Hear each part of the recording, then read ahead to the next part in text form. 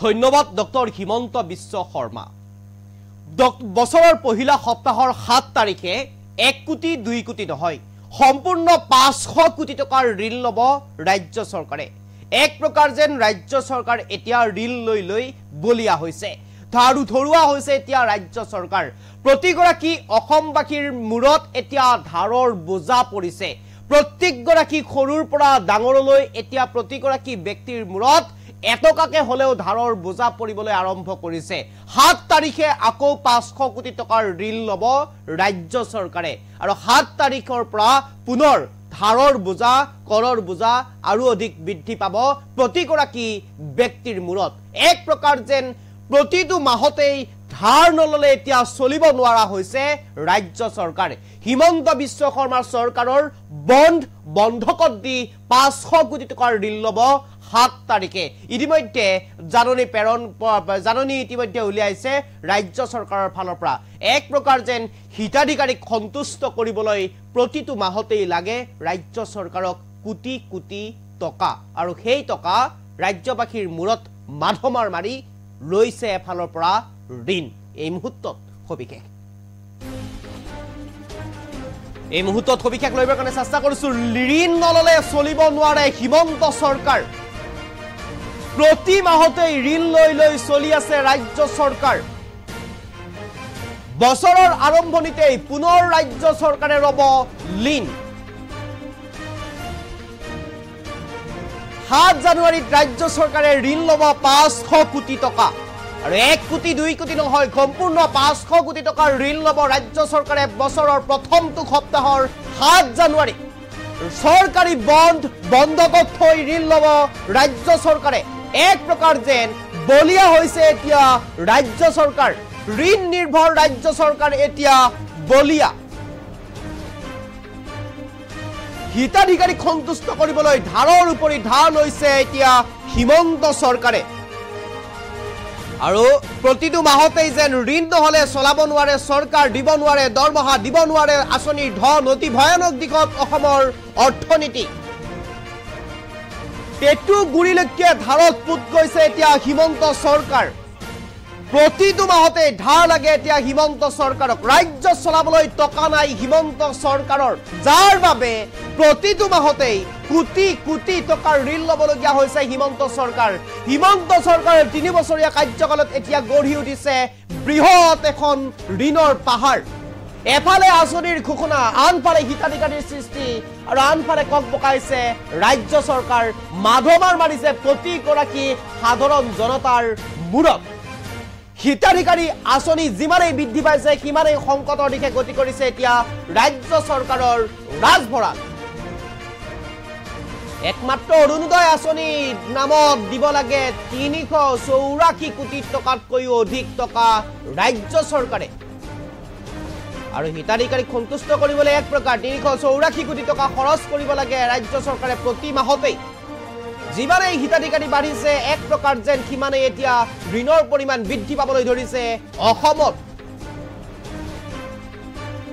আৰু প্ৰতি মাহে ধাৰ নললে যেন এতিয়া চলাব নোৱাৰে চৰকাৰ হিমন্ত বিশ্ব শৰ্মাই আৰু এফালে ৰাজহ সংগ্ৰহৰ নামত নিত্য ব্যৱহাৰ্য সামগ্ৰীৰ মূল্য বৃদ্ধি আনফালে সাধাৰণ জনতাৰ ওপৰত কৰৰ বোজা আৰু যি আঁচনিত চৰকাৰৰ ৰাজহ সংগ্ৰহৰ বাবে কোনো অৰিহণাই নাই যি আঁচনিৰ পৰা চৰকাৰৰ কোনো ৰাজহ সংগ্ৰহ নহয় সেই আঁচনিত এতিয়া চৰকাৰে প্ৰতিটো দিনতে খৰচ কৰিছে কোটি কোটি টকা যাৰ বাবে এক প্ৰকাৰ বলিয়া হৈছে এইখন চৰকাৰ ধাৰৰ বোজালৈ কথাৰ ফুলজাৰি হিমন্ত বিশ্ব শৰ্মাৰ হিমন্ত চৰকাৰে এতিয়া এক প্ৰকাৰ কথাৰ ফুলজাৰিহে দেখুৱাইছে এয়া হিমন্ত বিশ্ব শৰ্মাই প্ৰতিটো ৰাজনৈতিক দল প্ৰতিখন সভাতে এক প্ৰকাৰ কথাৰ ফুলজাৰি মাৰে কথাৰ ফুলজাৰি মাৰি থাকে আঁচনি ঘোষণা কৰে হিতাধিকাৰী সৃষ্টি কৰে নিৰ্বাচন আহিলে এটা নহয় এটা হিতাধিকাৰী সৃষ্টি কৰে কিন্তু সেইগৰাকী হিমন্ত বিশ্ব শৰ্মাই এতিয়া ৰাজভঁৰাল উদং হৈছে ৰাজকোষ উদং হৈছে যাৰ বাবে প্ৰতিটো মাহতে চৰকাৰে লব লাগে 500 পৰা 1000 কোটি টকা পৰ্যন্ত ঋণ এক প্ৰকাৰ যেন এতিয়া ঋণ লৈ বলিয়া হৈছে হিমন্ত চৰকাৰে ঋণ নললে চলিব নোৱাৰে, দিব নোৱাৰে দৰমহা, দিব নোৱাৰে আঁচনিৰ ধন, নোৱাৰে সন্তুষ্ট কৰিবলৈ হিতাধিকাৰীক এক প্ৰকাৰ হিমন্ত বিশ্ব শৰ্মাই, যাৰ বাবে প্ৰতিটো মাহতেই হিমন্ত বিশ্ব শৰ্মাক লাগে 500ৰ পৰা 1000 কোটি টকা পৰ্যন্ত